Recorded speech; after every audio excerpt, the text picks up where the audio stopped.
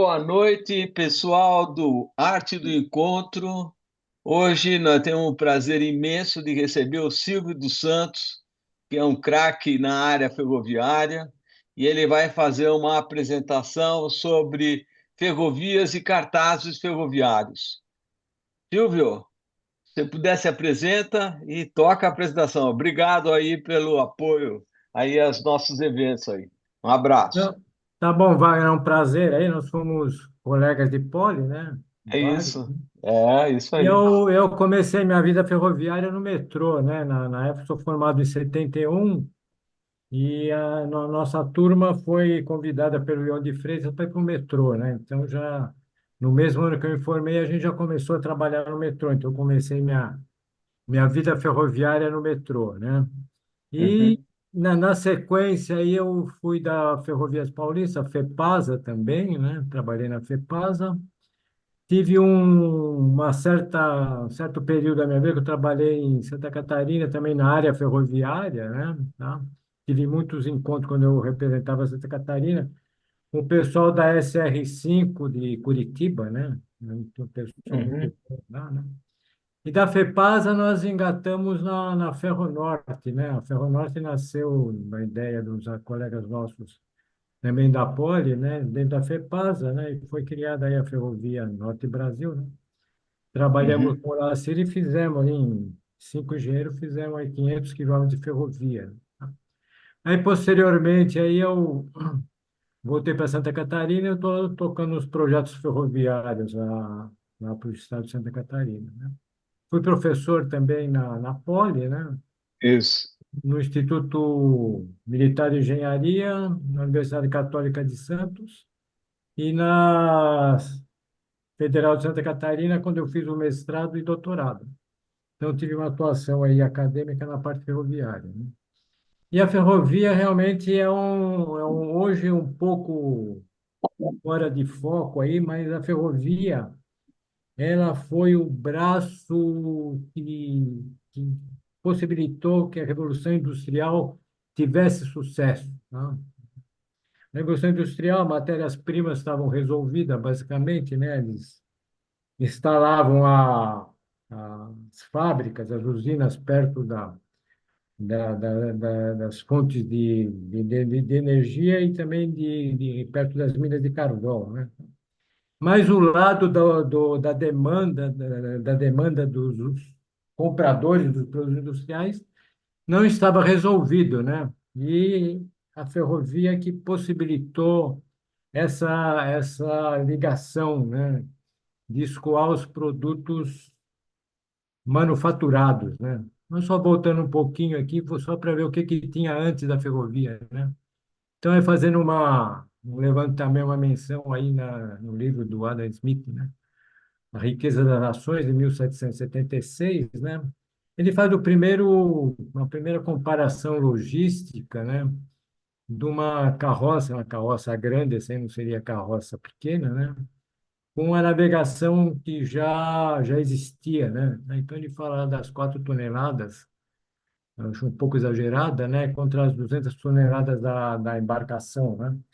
Em que ele mede aí o número de homens, dia, tonelagem e custo, né? E ele compara com a navegação, que chegava a 200 toneladas com pouco mais de homens, né? Numa velocidade um pouco maior, né? Então ele comparava e via que a, a, o poder de compra estava sempre ligado às margens dos rios navegáveis, né? Então essa comparação ele fala uma carga puxada por uma carroça com 4 toneladas, a mercadoria por 200 toneladas no rio navegável, né? É o primeiro relato, né? Tá?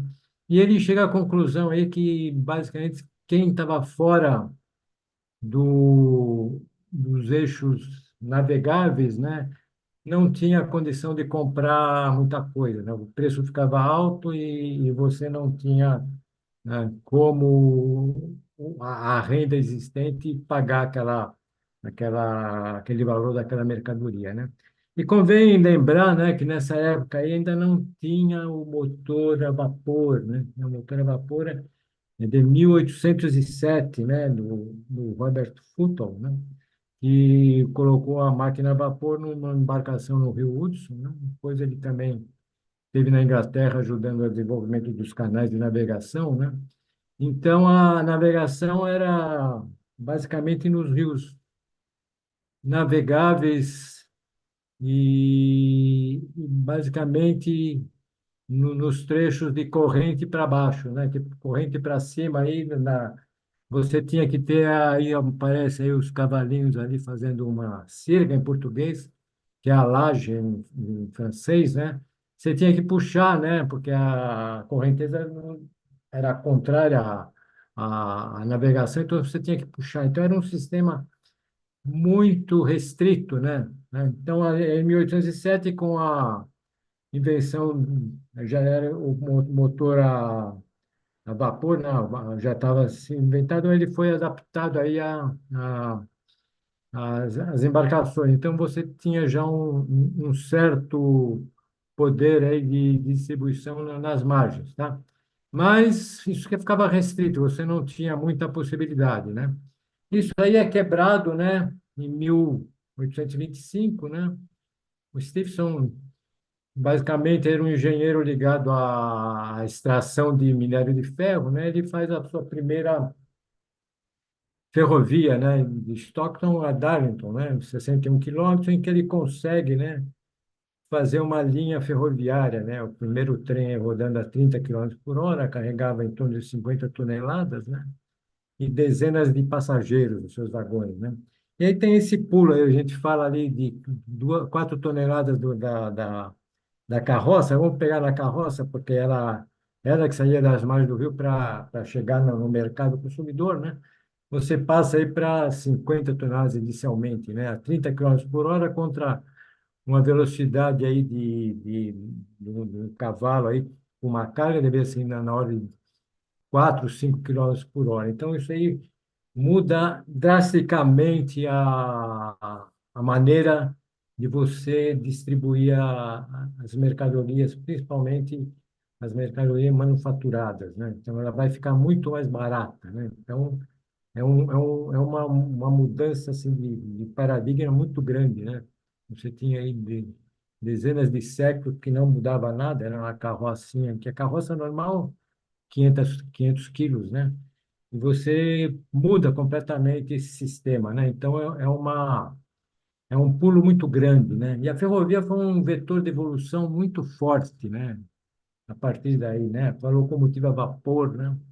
Ela também foi a precursora da locomotiva elétrica, usando a eletricidade, tá certo? Do diesel também, né? Diesel.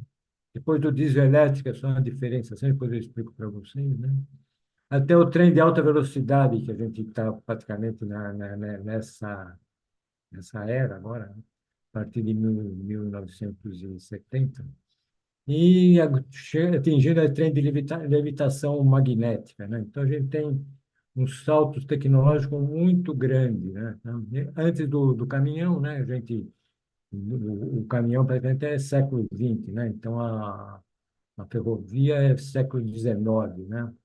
E os sistemas para controlar, desde o manual, né, elétrico e eletrônico. Então, foi um salto muito grande e sempre foi um setor de evolução, né? E ele precursor mesmo de tudo que aconteceu no meio de transporte, né? Então, o carro, basicamente, ele usou aí as invenções aí do diesel, do motor de combustão interna depois e saiu ah, basicamente nessa linha, né?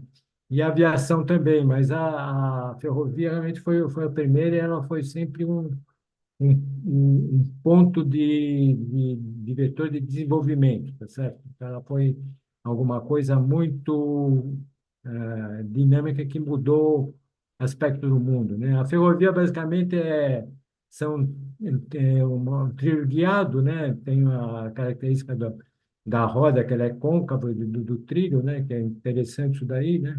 As diversas bitolas, né? Que vocês conhecem, né? A locomotiva a vapor aí foi bastante desenvolvida para a estação de Minas no começo do século, né? Trevithick, em 1804, já fez uma primeira locomotiva puxando aí quase 9 toneladas, né? Enquanto o, a carroça puxava 1 tonelada, então, basicamente, ele quebrou todo o paradigma, né? Aí as locomotivas foram evoluindo, né? E a de cima lá é uma locomotiva típica americana, né? Que tem um chaminé bem avantajado, né? E o limpa-trilho, né? Isso aqui basicamente seria para evitar a queima, né? Com as fagulhas lá da pradaria, né? Isso aqui para proteger um pouco os búfalos, né? Então, havia muito atropelamento de búfalos, né? E se atingiu o máximo aqui das locomotivas a vapor, né? Em 1841, a Big Boy, né? Foi o maior engenho mecânico, né? Terrestre, né? Tirando o navio, né? É o maior engenho que foi inventado ou desenvolvido pelo mundo.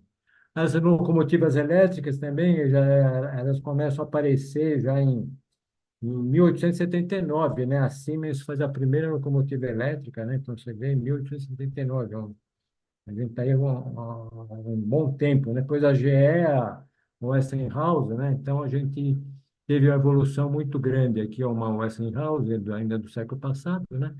E tivemos aqui no Brasil também todo um sistema eletrificado, principalmente aqui em São Paulo, né? Em que a estrada de ferro, a Companhia Paulista de Estrada de Ferro, né?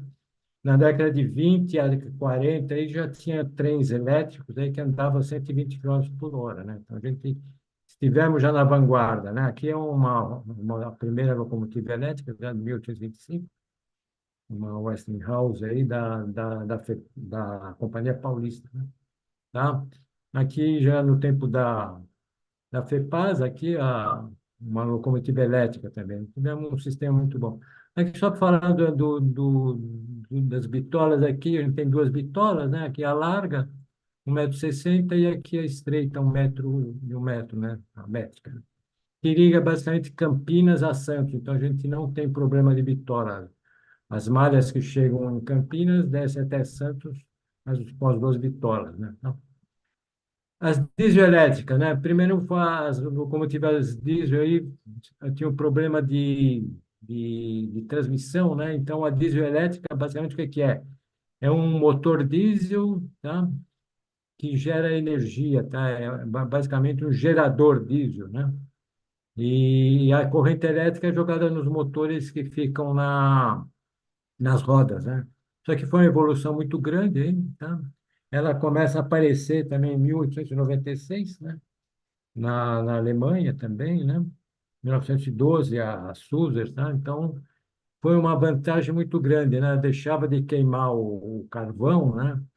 E lenha, até aí você tem um combustível líquido, então é mais fácil, manutenção melhor. Então, basicamente, ela decretou o final da locomotiva a vapor, né?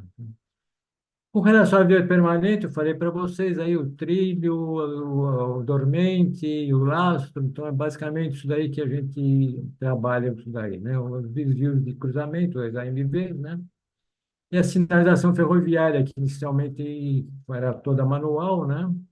E hoje chega aí já a sinalização eletrônica bem evoluída, né? Temos até um período hoje por satélite, tá? Para ficar mais barato, você não tem instalações físicas, né? Os vagões de carga também evoluíram de uma maneira bem interessante, né? Aqui na França tinha vagão para vinho, vagão para animais de pequeno porte, animais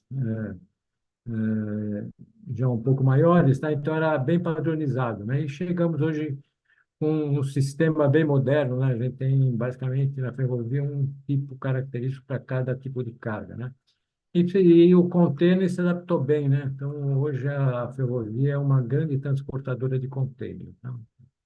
E aqui na França eles fizeram um vagão bolso, que eles chamam, tem uma parte aqui, um desnível que é encaixada o rodado rodoviário, então você consegue fazer a integração boa, né? São vários tipos de vagões que possibilitam a ferrovia atender de uma maneira adequada, né? Os terminais de carga também evoluíram de uma maneira adequada, né? Se no século XIX aqui o porto e a ferrovia conviviam aqui com a carga, basicamente o tonel é o container do século XIX, né? Ele vai rolando, ele não tinha basicamente equipamento, ele vai rolando até o postal do navio, sobe nas pranchas, né? Nos trapícios, né?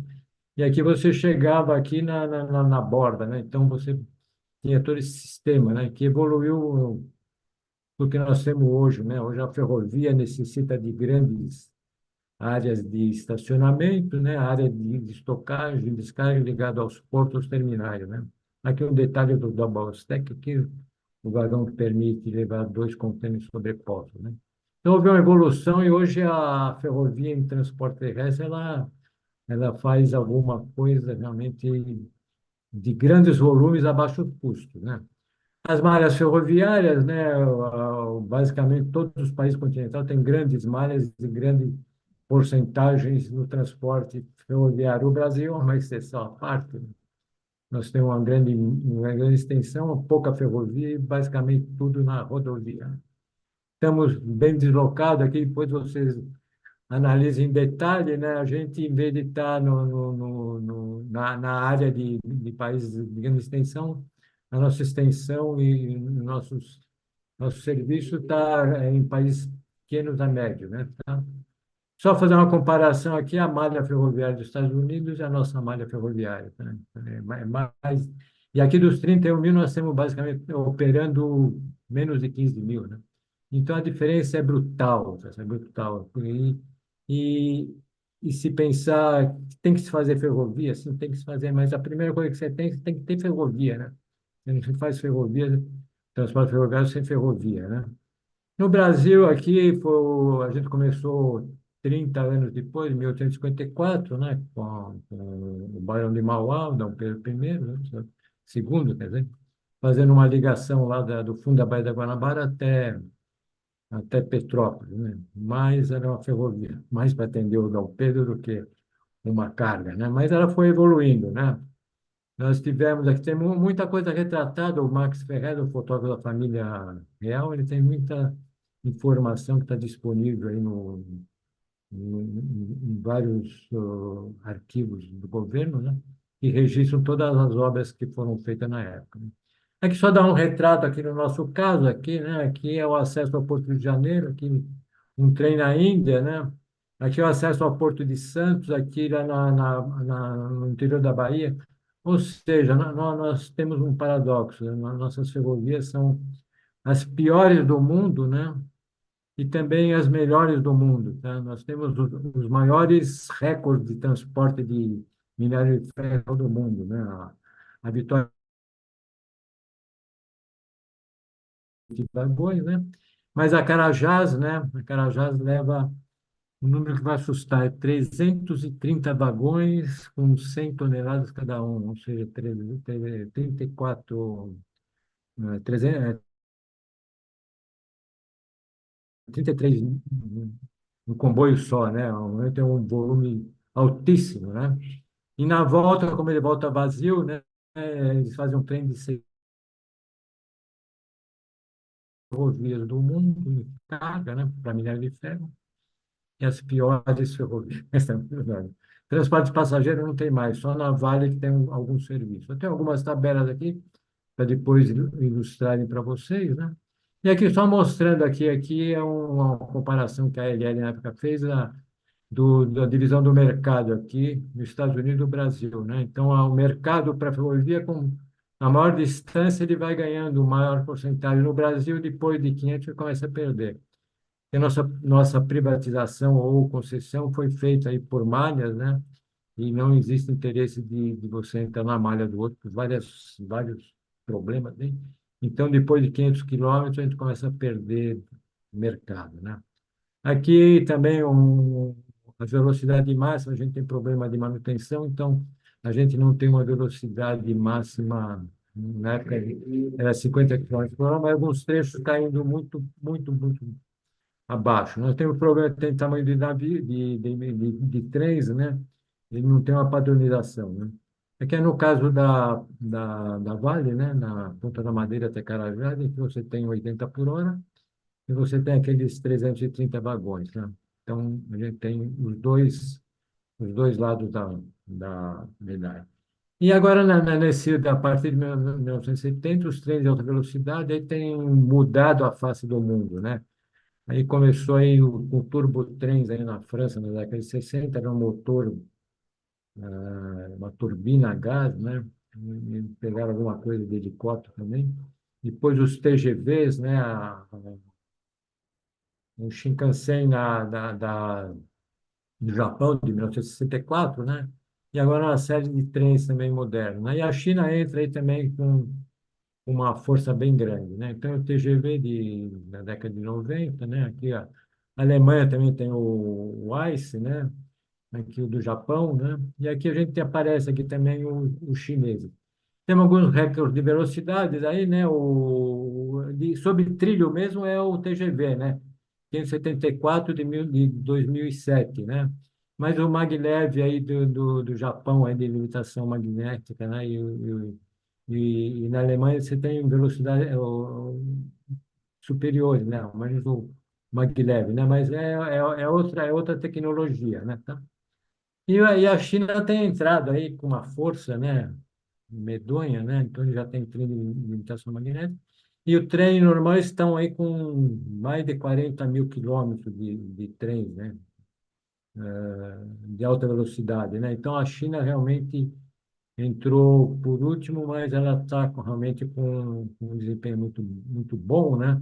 Ela, no começo, teve alguns problemas aí de segurança, ela baixou a velocidade até máxima, né? Até resolver esse problema, e hoje estão operando com uma boa margem de segurança. O Brasil não decolou, né? O nosso TAV aí de São Paulo, Rio, com extensão até Campinas, não foi para frente, né? Então, infelizmente, nós perdemos o trem de alta velocidade da história. E aí, caindo nos cartazes ferroviários, né? Então, quando o Wagner me falou, aí eu falei, não, realmente existe alguma arte dentro da ferrovia, tá certo? A ferrovia, como foi vanguarda, que eu falei para vocês, né? Ela usou os cartazes ferroviários para vários aspectos, né? Da vida ferroviária, né? Ela, basicamente, para divulgar, inicialmente divulgar as linhas, os horários das ferrovias, né? Então, você tinha que fazer essa comunicação com o usuário, né? E era um serviço novo, né? Como eu falei para vocês, né? A tecnologia sempre avançando, né? Você teve aí, hoje, esse ano aqui, dia 27, praticamente daqui um mês e 2 dias, eles estão comemorando 200 anos da ferrovia. Então, era alguma coisa muito moderna, né? Então, você tinha que divulgar as linhas e fazer o usuário a começar a viajar, né? E as viagens não eram normais, né? O pessoal se deslocava muito, muito pouco, né?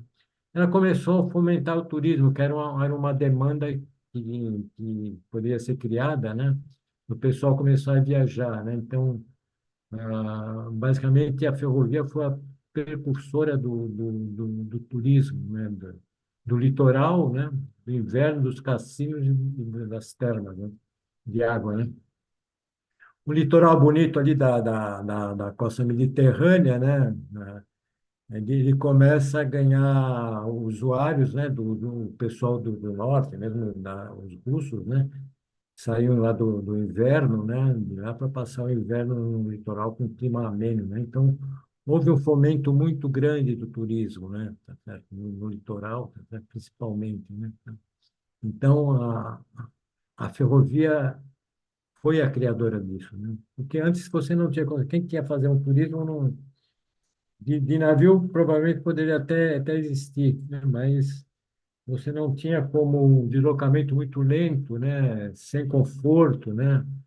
Condição difícil, então você não tinha essa condição de incentivar a pessoa a viajar, né? E os preços também, você tinha uma escala maior, né? Mais gente, você poderia oferecer um preço maior. A gente vai ver em alguns desses cartazes, né?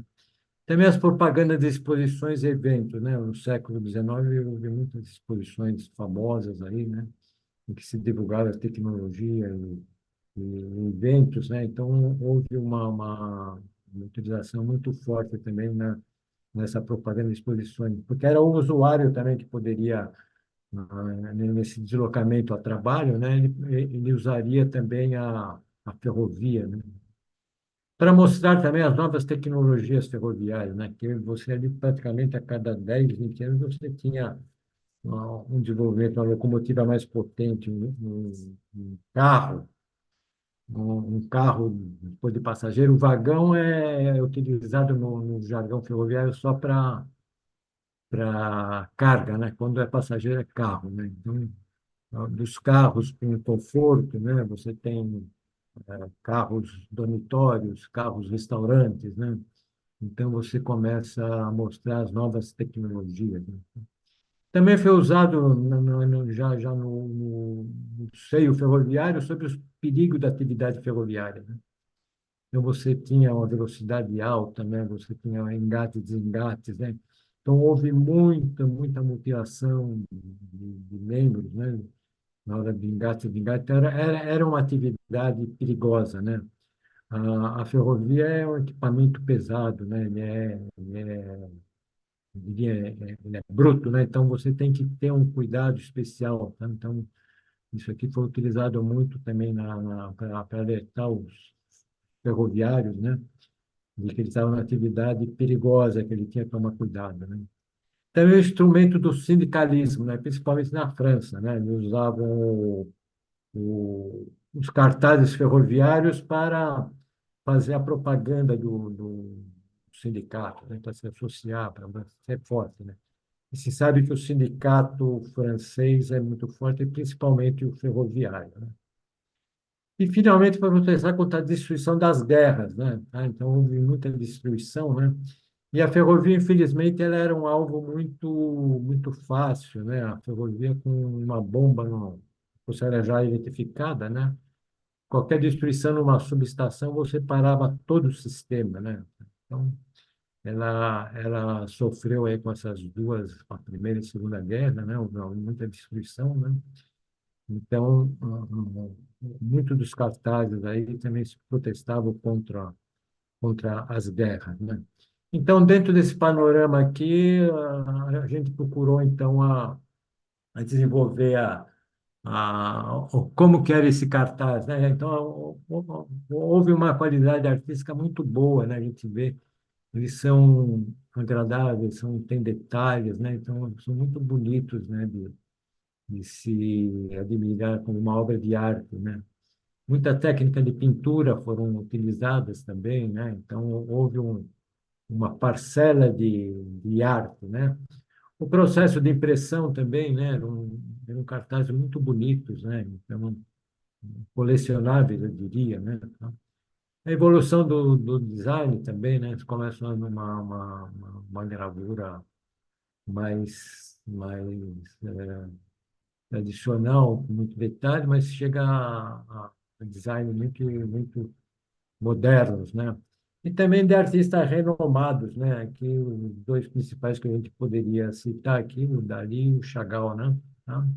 E ele caracteriza bem as épocas, né? De cada uma das épocas retratadas, né? Ele vai lá do Arte Nouveau ao modernismo, né? Tá? E aí, passando por outras áreas que eu não poderia ir, como eu não sou um bom entendedor de arte, né? Então, essa aqui é eu extraí do livro, né, que é a Ficha Ferroviária, né, em que ele mostra aqui a primeira que é a Exposição Universal de 1889 de Paris, né, que foi feita a Torre Eiffel, né, então ele fala que tem bilhetes com redução, tudo, então ele é o Chemin de Fer de Paris, Lyon e Mediterrânea, que é a PLM, né? Então era uma linha ferroviária que ia para o sul, né? Então ela era uma das ferrovias bem importantes, né? Então haveria, eles utilizaram para fazer essa divulgação, né? Isso aqui acabou ficando como um documento, né, da época, né, importante, né? A Exposição Universal de 1889, tá? Aqui é a Exposição de Antuérpia também, né? Então houve as exposições em várias capitais da Europa, né, que era o chamado de Ferro do Norte, era o Estrada de Ferro do Norte, né, também.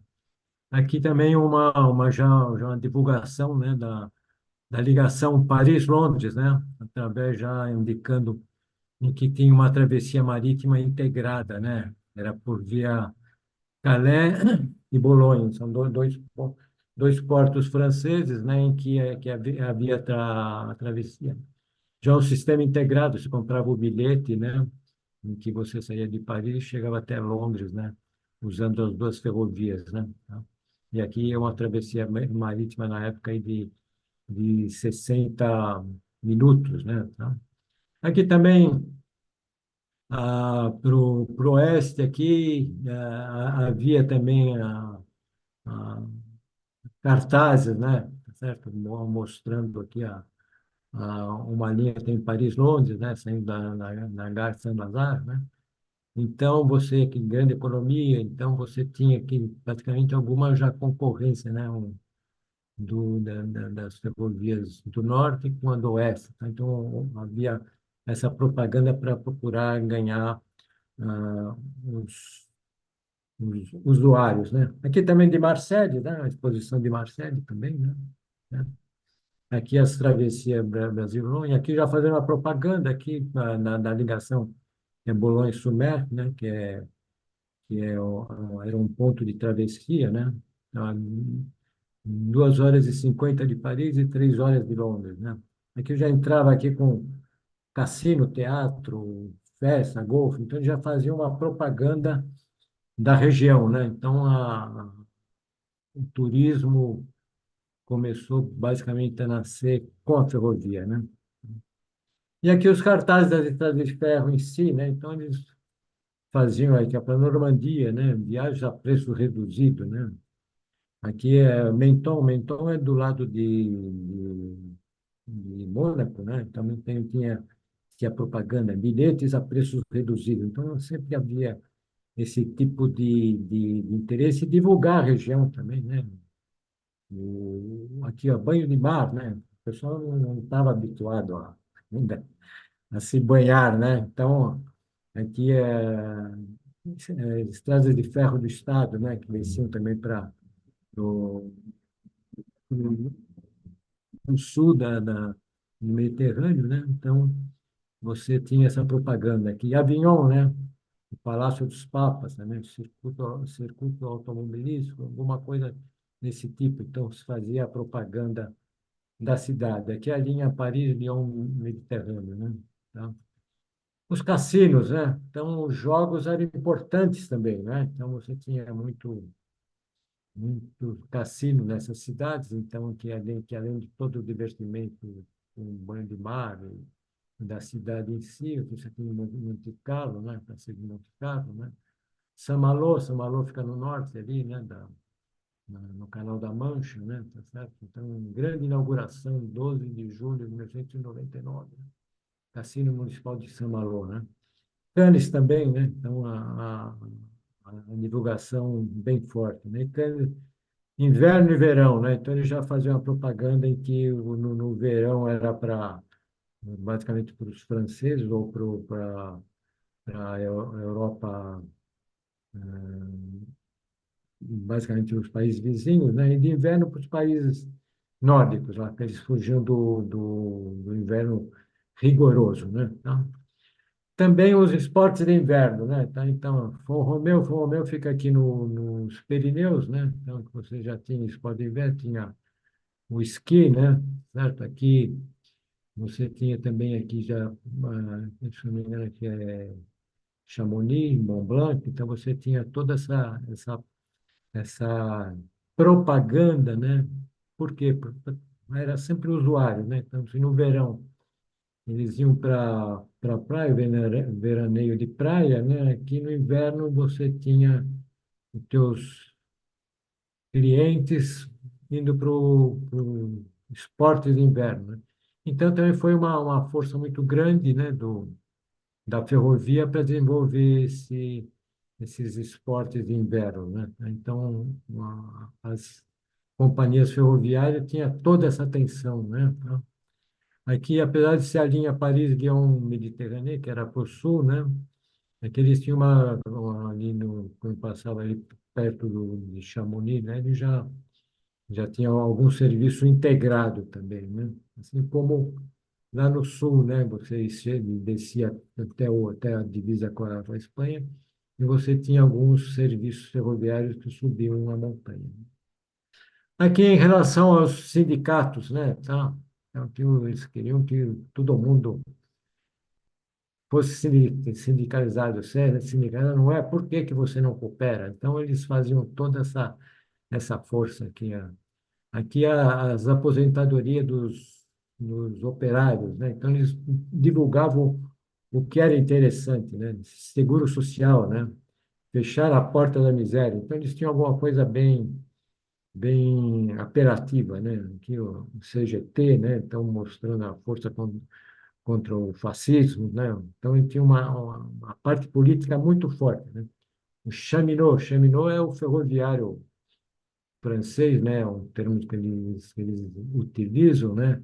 Eles são muito fortes. Até hoje você vê que tem brigas constantes aí com a liberalização aí da economia que eles são contra. Eles querem que o Estado mantenha a ferrovia, né? Tá? Então, existe uma força política muito forte, tá certo? A guerra também, né? Então, aqui mostrando aí vários aspectos da destruição da guerra, né? Se queixando aí contra os Estados Unidos, contra os alemães, né? Aqui a união do trabalhador com o batalhador, com o soldado, né? Então, foi um instrumento de propaganda também muito forte, né? Aqui, o pessoal mais famoso aí, o Jorge Dorival fez muitos, a gente que praticamente não é conhecido aqui no Brasil, né? Mas ele teve muitos cartazes ferroviários aqui na região de Alverne, né? Chamando de febre olhando para o leste, né? Então, aqui a famosa aqui de 61, né? Do Marc Chagall, né? E planície, né? Sol e flores, né? Então, já bem no estilo dele, então, só que basicamente é uma obra de arte, né? É um quadro do Chagall que a gente poderia eventualmente conseguir colecionar, né? Salvador Dalí também, com o Sion, né? Ferrovias francesas, né? Já mostrando aqui no quadro do trem e as suas interseções aí com a sociedade, né? Então, já bem no padrão do Salvador Dalí, né? Então, é uma obra de arte também, né? Né? E aqui é um resumo geral, aí, que a gente pode pegar algum detalhe aqui, né? Aqui umas linhas modernas aqui, exaltando o trem, a locomotiva a vapor, né? Certo? Aqui já nesse aspecto aqui mostrando os trens elétricos, né? Certo? Aqui um trem elétrico também muito conhecido aqui, basicamente, que é o Trans-Europa Express, o TE, né, que cobria basicamente toda a Europa, né? E quem viajou aí na década anterior, essas locomotivas praticamente estacionavam praticamente todos os trens franceses, né? Antes de aparecer os trens de alta velocidade, né? E aqui mostra aquilo que eu já falei para vocês aí,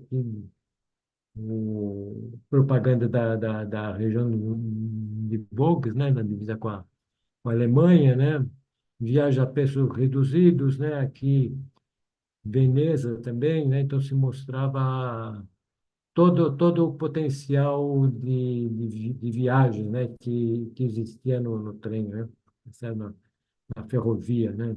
Aqui a integração aqui com o transatlântico, tá certo? Então, eles exploraram basicamente todas as suas potencialidades, né? Aqui o spa também, né? Fazer a parte de inverno de águas, né? Tá? Aqui já mostrando aqui outros aspectos, né? Sempre mostrando são gravuras bonitas, principalmente as mais antigas, né? Aqui uma propaganda da SNCF belga, né? a importância da ferrovia, tá certo? Estou fazendo uma propaganda bem própria dela, né? Tá certo? Esportes aqui de inverno também, né? Mostrando as regiões montanhosas, né? Então, e aqui é interessante, aqui, moça, que eu falei para vocês aqui, ó, lá, que ele falando do problema da catenária, quando começou a eletrificação, tá certo? Aqui que você poderia ter um acidente. Então, é importante esse tipo de informação. Aqui outro aqui também, nesse aqui que mostra aqui, ó, em que tem um problema de você cair de cima do... Então, isso, basicamente, quando estava se fazendo uma manutenção, né?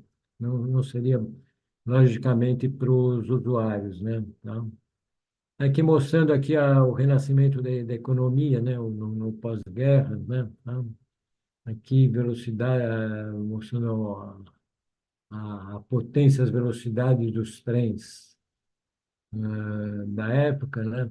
Então, você tem uma série de informações muito bonitas, né? Aqui o TEE, né, o Transeuropa está mostrando a integração dos diversos países, né? Então, em que você tinha seu país, na época que você comprava o Euro Rail Pass, né? Você comprava por um período, né, até 3 meses, em que você viajava para todos os outros países com só bilhete, né, sem necessidade de reserva. Então, foi muito utilizado para você usar a disponibilidade de assentos que você tinha, né? Então, você fomentava o uso, né? Aqui é interessante, aqui, quando o carro começa a evoluir, na década de 60, né? Você tem auto, trem e colchete, né? Ram, auto e colchete, né? Em que o teu carro vai num vagão aqui especializado para veículo, né? E você tem esse colchete é um carro dormitório em que você pode dormir ali, você tem uma cama bem confortável, né? Então ele fala assim que você ganha 2 horas aí, 2 dias de vacância, né? São 2 dias de viagem que aí da volta você vai de trem, você ganha 2 dias, tá certo? Então eles faziam propaganda realmente de toda maneira, né? Aqui, Nouveau Train Bleu vers la Côte d'Azur, né? Novo trem azul em direção à Côte d'Azur, né? Num design também bem modernista para a época, né? Então, aqui a exposição de Estrasburgo, né? Então, aqui outra exposição eu não sei, aqui não consigo identificar o lugar, mas então você entrava em todos esses aspectos aí, né?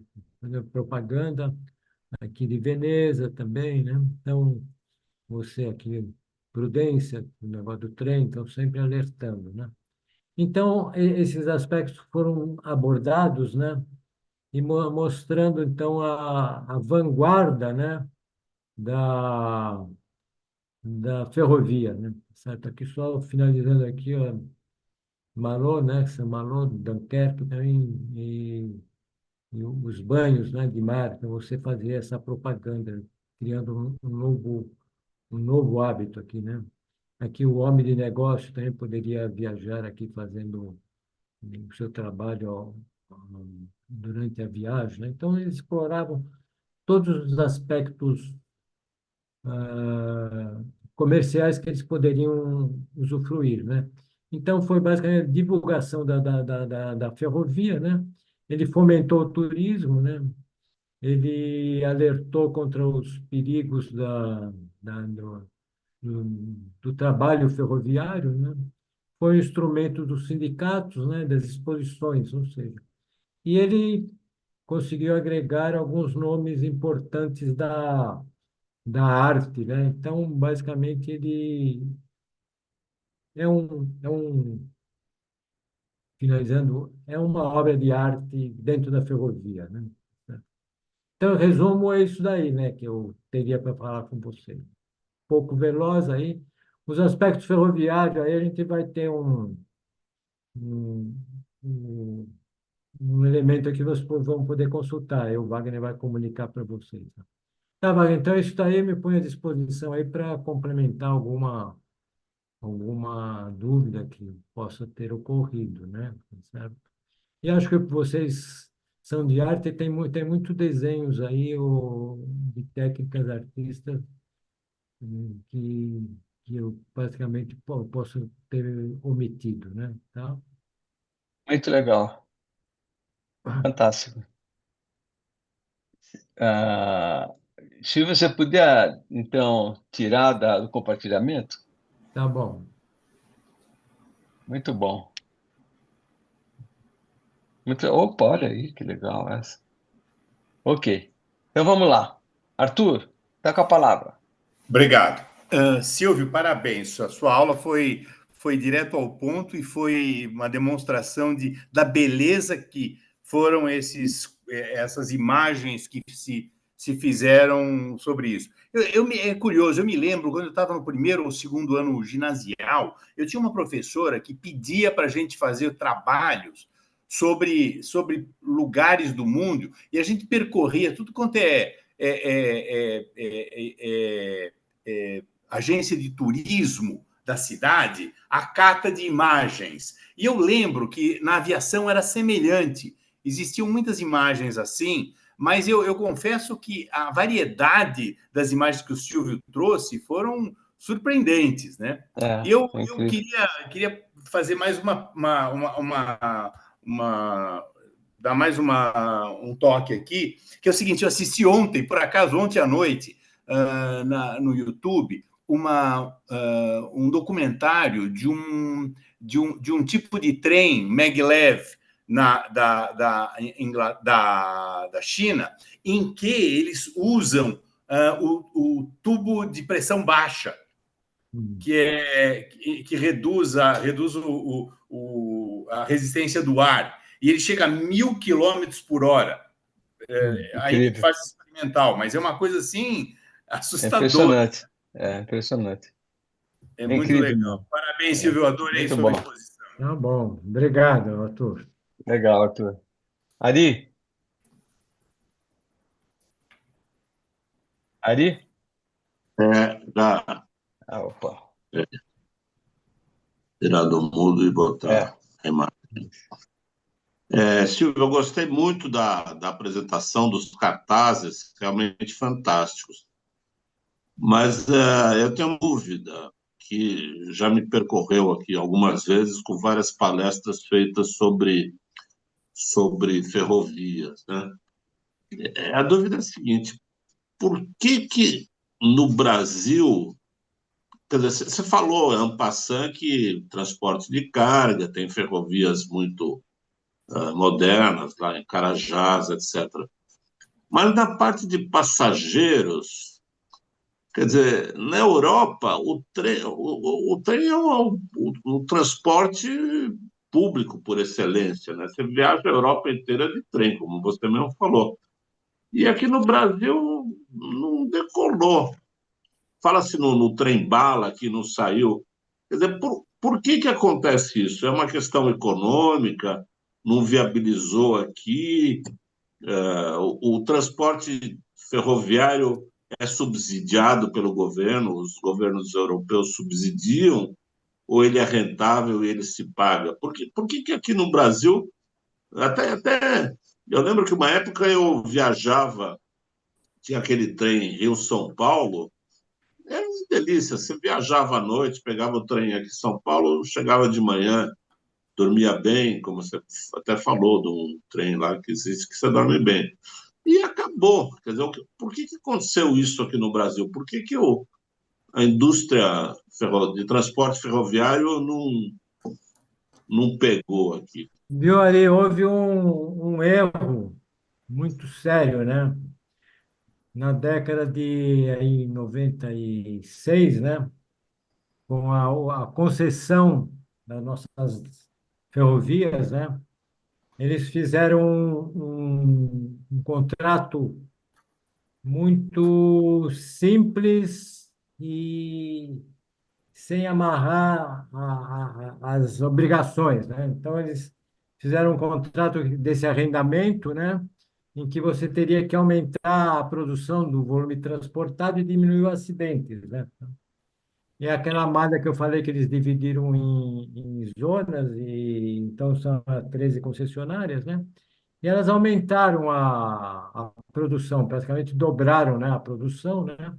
Os acidentes diminuíram, né? Porque era acidente rodoviário, então elas sinalizaram as rodovias, mas os acidentes com trem continuam, né?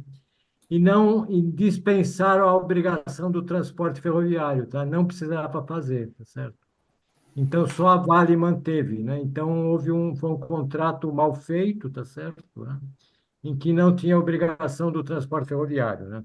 O transporte ferroviário, realmente, para passageiros, ele tem que ser subsidiado, porque a grande vantagem do transporte ferroviário, né? Ele fica fora da ferrovia. Você diminui acidentes, né? Você diminui a poluição, você aumenta a capacidade, tá certo? Isso aí não é o operador que ganha isso daí, é sim a sociedade. Então, todo o sistema ferroviário de passageiros europeu é subsidiado, né? Tá certo?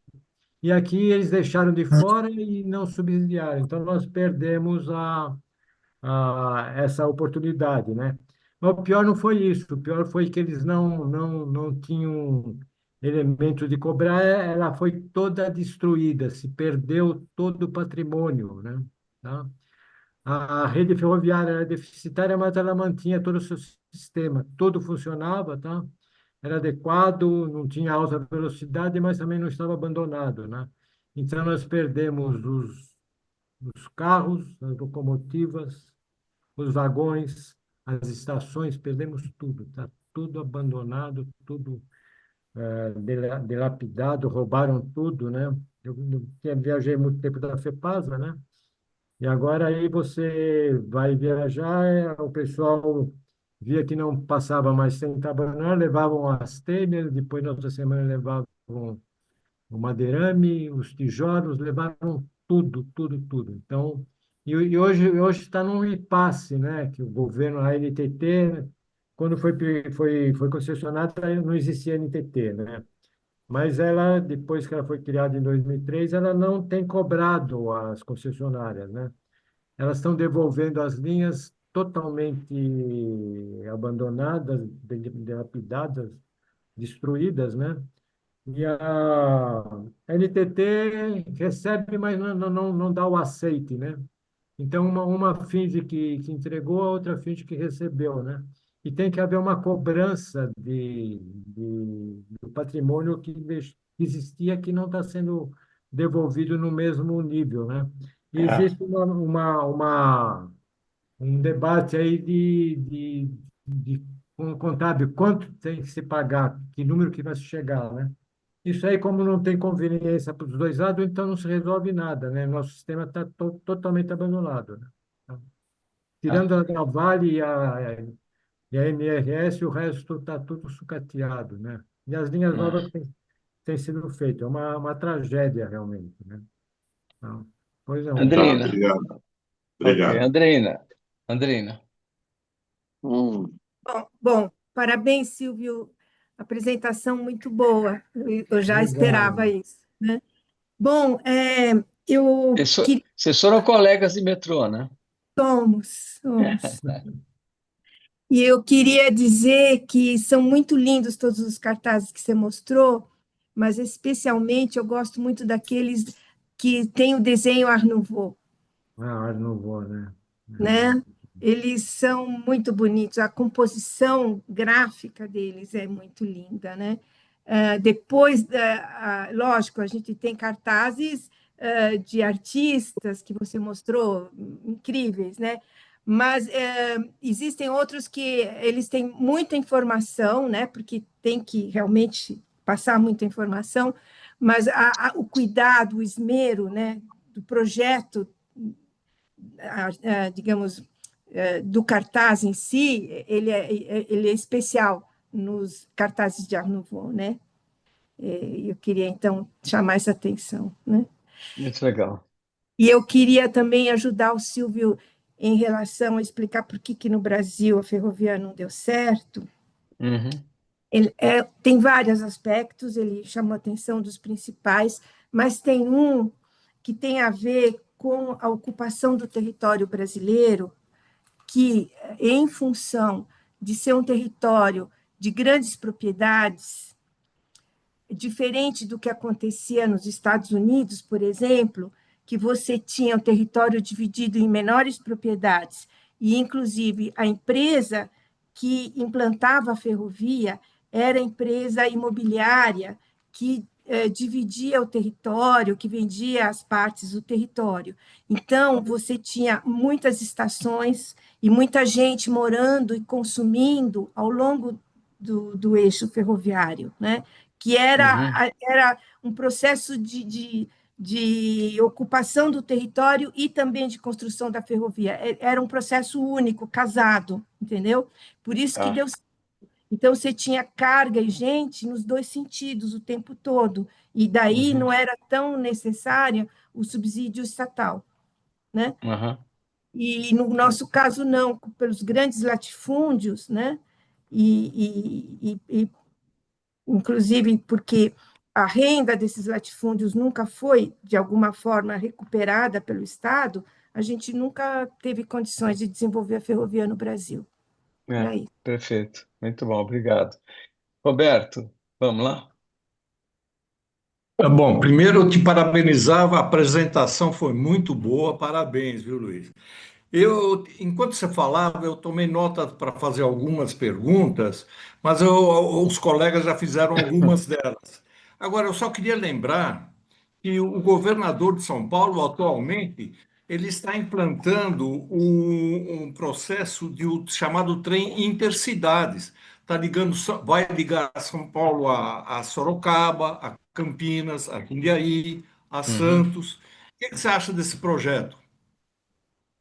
É um renascimento realmente da ferrovia, o primeiro renascimento, que se foi uma ideia interessante, né? Nós não temos o TGV, né? O trem de grande vitesse, mas vamos ter um trem de média velocidade, né? O Intercity, Uhum. né? É um Isso. trem, é o TIC que eles chamam, né? Trem Ah, intercidade, né? É interessante, ele vai utilizar a estrutura, vamos supor, o eixo existente, né? Com algumas adaptações aí, remanejamento de linhas, né? Um outro trecho teria que ter um alargamento, né? Sai do integrado junto com o metrô e trem metropolitano, né? Acho que vai ser interessante, acho que é um aspecto muito importante que vai se realizar, né? E ele fez a licitação aí ao grupo aí do Constantino com um grupo Concorte. chinês, né? Tá? E É. tem uma parte, o Estado também está entrando com uma parte, tá? Então não é só o particular, né? Então é uma é, parceria aí que pode ser que dá certo. Eu acredito que vai funcionar, tá certo? Ele é. não vai andar 300 por hora, mas 150 é de bom Tá tamanho. bom, tá bom, Hum. tá bom. Bom, é. Ô, você acha que vai ser competitivo com os ônibus? Acho que muito Com certeza. competitivo, né? É, eu também acho.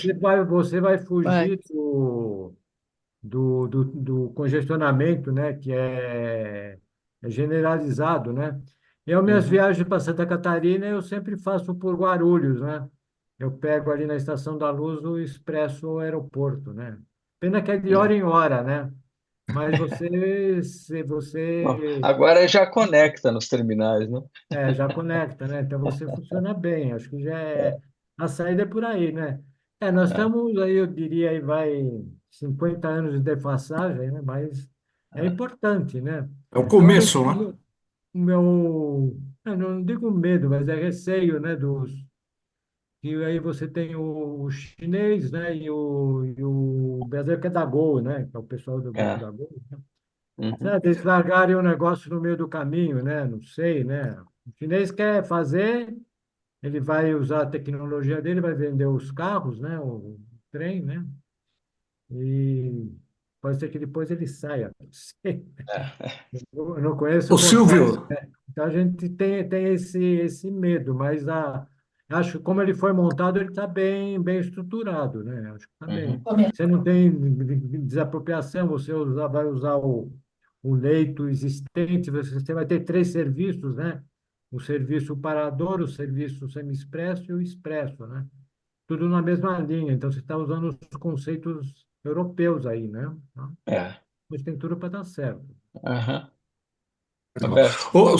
Só mais uma pergunta. Quer dizer, eu tinha várias, mas só vou fazer mais uma, prometo. Você mostrou uma série de cartazes. Existem algumas coleções em museus desses cartazes? Atualmente elas são feitas ainda. Aqui no Brasil eu vejo, não vi, eu não conheço. Você conhece? Não, aqui eu não conheço, né? Eu tenho esse documento, né? Mas não sei se tem algum museu. Provavelmente na França deve ter, né? Mas eu não tenho esse conhecimento, não. Tá? A maioria é tudo Art Nouveau, né? A maioria é arte nouveau, é. Como a Andreina falou, tem uma parte aí também mais moderna, né? Que basicamente no período aí da década de 30, 40, né? Que Uhum. aparece também, né? O Certo. Chagall teve aqui no Brasil, mas ele não fez nada aqui no Brasil em termos de cartazes ferroviários, né? Pelo menos eu Não, aqui a desconheço. gente, a gente tinha muito pouco, né? Nossos É. Tá bom, obrigado, viu, Valeu, Silvio? valeu. Tuta. Eu queria perguntar se o fato da gente não ter uma malha ferroviária mais efetiva não tem a ver também com uma escolha do país de fazer uma matriz rodoviária. Uma escolha na industrialização, no desejo de industrialização, o Juscelino acabou optando por uma indústria automobilística, não foi isso? Viu, Tuta, eu vou te explicar. Aí o Juscelino levou a fama, mas quem montou a estrutura foi o Getúlio, né? Getúlio. Em 1937, ele criou o DNR, foi a primeira Sim. entidade Aham, nacional, né, em todos os estados para fazer rodovias, né? aham, Depois, junto com isso, ele criou o Imposto Único sobre Combustíveis e Lubrificantes, né? Esse hum, aí era uma parcela sobre o combustível, né?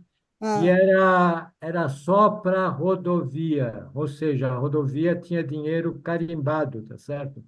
E a ferrovia, que na época estavam terminando as concessões, porque o hum, Dom Pedro que construiu era tudo uma concessão para grandes grupos, né? Então, os franceses fizeram ah, ferrovia no Nordeste, uhum, os ingleses fizeram em São Paulo, os americanos também fizeram. Então, as concessões começaram a acabar na década de 30, 40, né? E hum, não sabia-se que não haveria renovação, essa como não houve, né?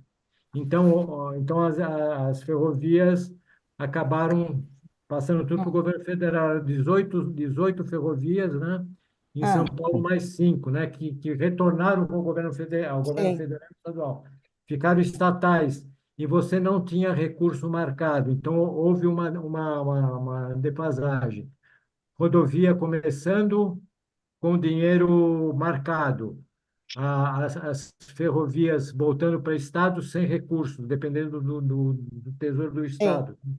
E depois dois eventos também que aconteceram, né, na guerra, né?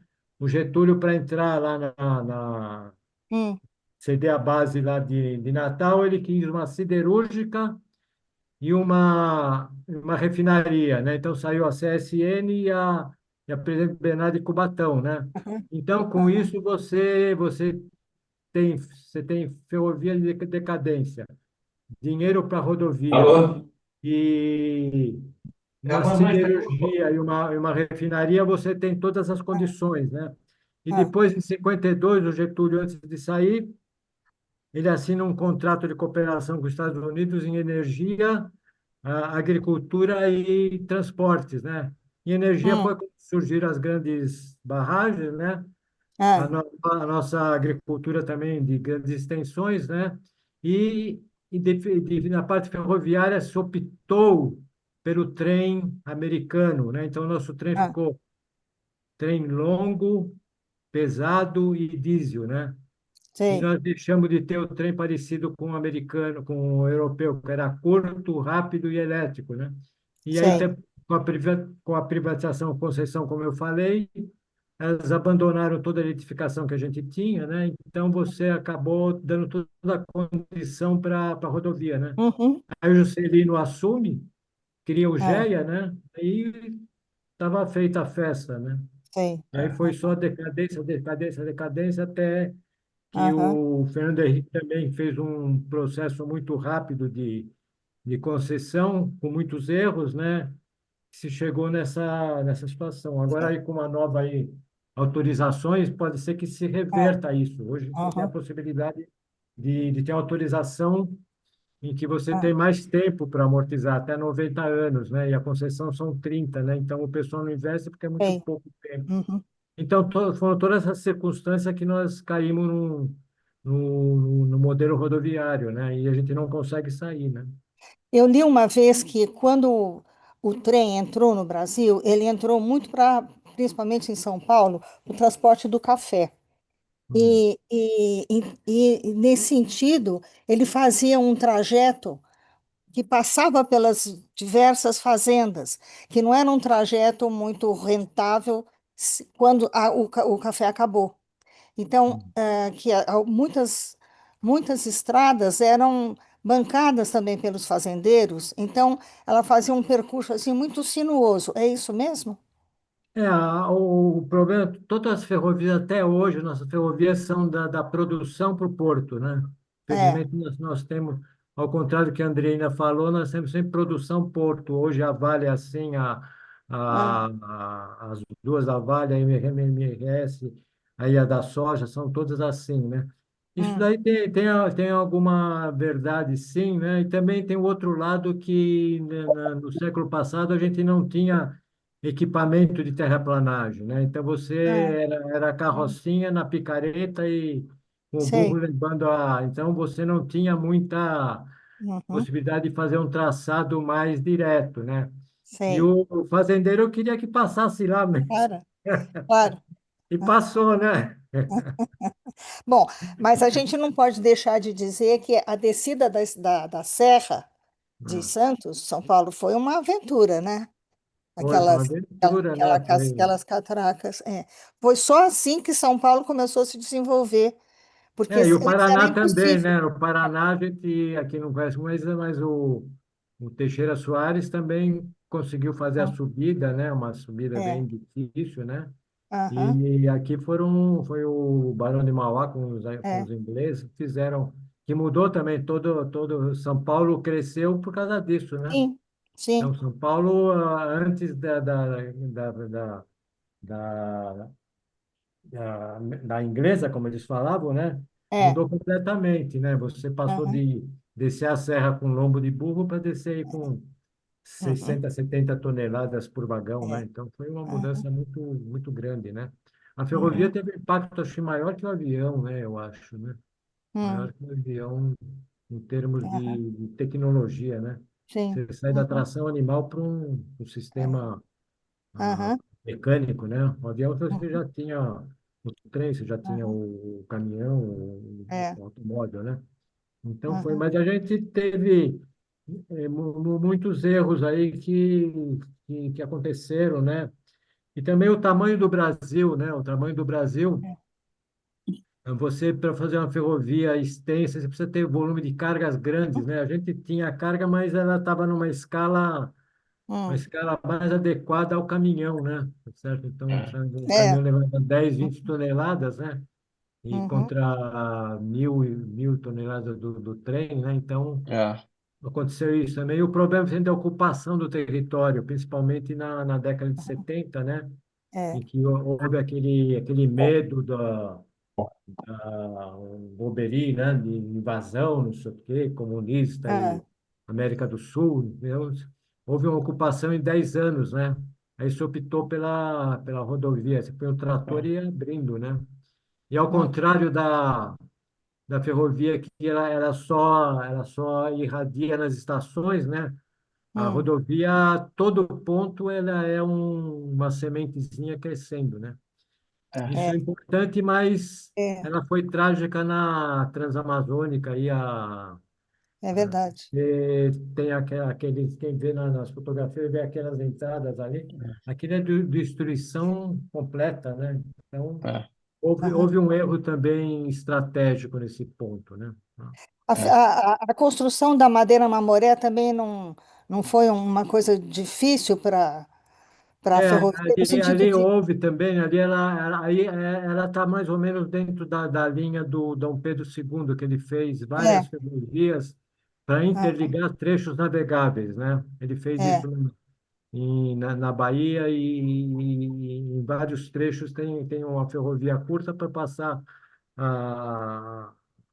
as corredeiras. E ali, se você tinha ali é, as corredeiras, né? Então, foi feita para isso daí para atender a ah, compra do Acre, né? Então, é, foi feito. E ali tinha um problema que ocorreu também no canal do Panamá, que foi a febre ah, amarela, malária, né? Então, houve Uhum. foi muito difícil ela uhum, reconstruída, né? Mas foi uma epopeia também, né? É. é. Infelizmente se perdeu, né? Na década de 70, Nós, ela, nós tivemos, ela nós correu tivemos uma 60 anos. apresentação, né? Tem uma Foi uma... apresentação aqui sobre a Já Madeira tivemos, Mamoré. É, já é. tivemos. É. Muito bom. Legal. Tuta, desculpe. Não, tá Desculpe. ótimo, tá ótimo. Seguiu? Tá Muito bom? obrigada. Uma bela Valeu. apresentação. Legal. Roberto. Queria lembrar mais algumas coisas. Uma que o Ari comentou, o trem que fazia à noite entre São Paulo e o Rio de Janeiro era chamado Expresso de Prata. Eu, pessoalmente, evidentemente, óbvio que preferia que tivesse um TGV de São Paulo ao Rio e no meio do caminho um ramal até Belo Horizonte seria o ideal, né? Realmente isso eu acho que cabe muito.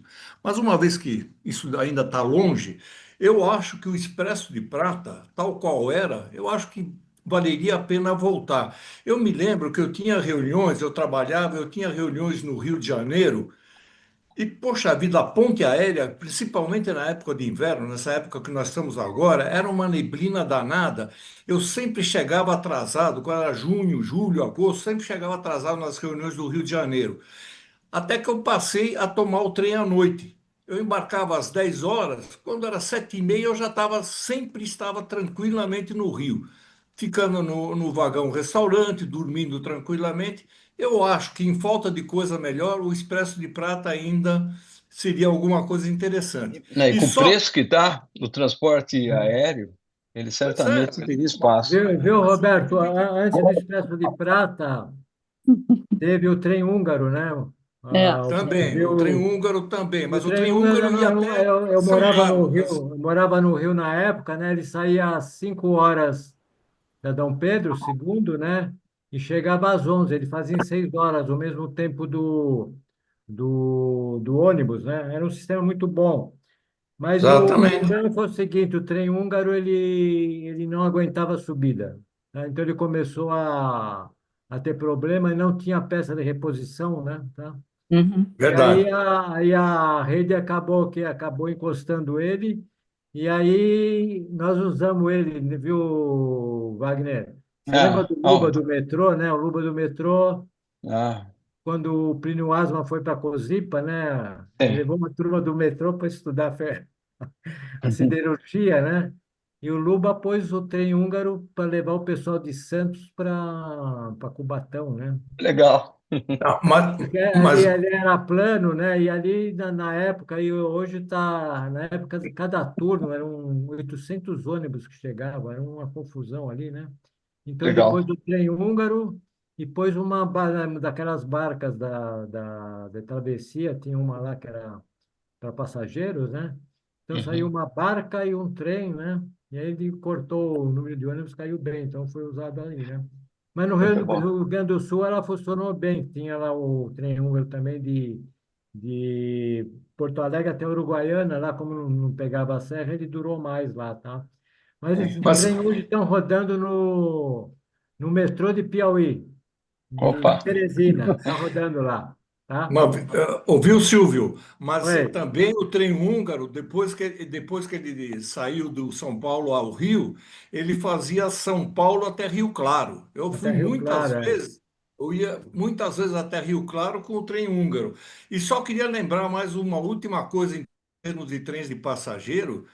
A Vale do Rio Doce tem trens diários de Mantém, Vitória a mantém, é. Minas e vice-versa. E, além do mais, tem de Carajás São Luís também, a Carajás. né? Então, esses trens existem. E esse trem de São Luís a Carajás presta um grande serviço, É, porque é. não é fácil chegar até lá, de um lugar É, ao outro. A Vale tem, tá com uma frota nova, ela adquiriu também acho que são austríacos, né? Ela tem uma linha nova, equipamento novo, com ar-condicionado, até na segunda classe, né? E a Vitória Minas, um sai de Belo Horizonte, um sai de Vitória, né?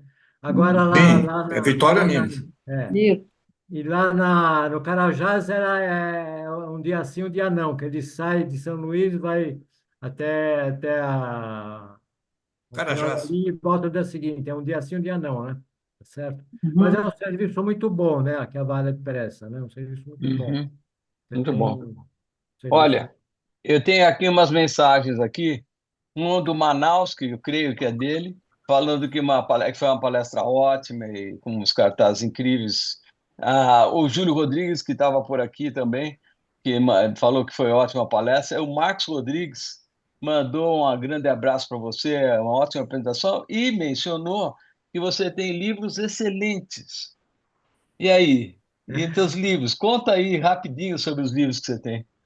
É, eu, E se você eu vai disponibilizar aqui para a turma? vou disponibilizar. É, É, eu fiz, quando eu fui estudar na França, quando eu voltei, é, eu fui trabalhar na FEPASA, né? E eu fui dar uma palestra ali no Conjunto Nacional, na parte de portos que eu gosto também, né? E hum, lá tinha a Folha, a Marinha Mercante em todo mundo, no Estadão, né? E o editor, ele perguntou para mim, que você é de ferrovia, não sei o quê, aí você não quer escrever alguma coisa para mim, né? Chamava Marinha Mercante em todo mundo, isso aí é de quinta-feira, né? Aí eu falei para ela, ferrovia eu não entendo, né? Eu entrei agora na FEPAS, se você quiser de navegação fluvial, não sei o quê, que eu tinha feito um curso de navegação fluvial. Aí eu mandei para ele e comecei a escrever, né, sobre navegação fluvial para o Estadão, escrevi alguns artigos, né? Aí depois aham, disso eu peguei e gostei de escrever, sabe, assim, artigos é, semanais, né? E aí, quando eu era professor em Santos, tem lá um site chama Porto Gente, né? Era do uhum, pai de um amigo meu, de um aluno meu do Porto, Jama, né? Aí ele uhum. criou o site e falou se eu queria escrever. Eu comecei a escrever semanalmente, né? Eu escrevi durante 15 anos, né? Aí tem Uau, mais de 600 artigos, aí isso aí geraram vários livros, né? Então, eu tenho um livro de ferrovia que eu vou disponibilizar para vocês, né? Como eu legal. falei de navegação fluvial, também tem um livro de navegação fluvial e tenho... Prepara uma apresentação depois sobre navegação para gente. Não, vamos ver aí. Então, eu tenho um livro de portos, tem livro de logística, né? Tem um período que eu fiquei lá na Universidade Federal de Santa Catarina, né? E É, aí escrevemos algumas coisas. Mas isso aí ainda estão ainda com as editoras, eu não posso disponibilizar, né? tá. Mas A gente esses dois consegue já... comprar? Ele Você vai, consegue comprar aí pelo site, aí você consegue comprar alguma coisa ainda, né? Tá? Ah, Mas Não, mas você tem o esses dois PDF, não são. tem? Esses dois eu tenho o PDF e são os melhores, são os meus xodós, né? E aí eu Muito bom. faço assim até o nosso professor de portos lá, o professor Eduardo Almeida, né, que me É, incentivou muito, né? E, aham, e me ajudou a escrever. Tem muitas fotos deles também, né? Então foi muito bom. aham, E de legal. ferrovia, o pessoal lá da Ferronorte, né, também me ajudaram muito, né? A primeira edição saiu pela Cengage, americana, né? E a É, segunda edição foi a Tereza Cristina, lá de Santa Catarina, que patrocinou, né? Com fotos legal, coloridas, né? Então, um livro muito bonito, né? Vocês vão muito gostar, bom. tá? Legal. Então você me passa aqueles que pode ser em PDF que eu distribuo aqui para a turma.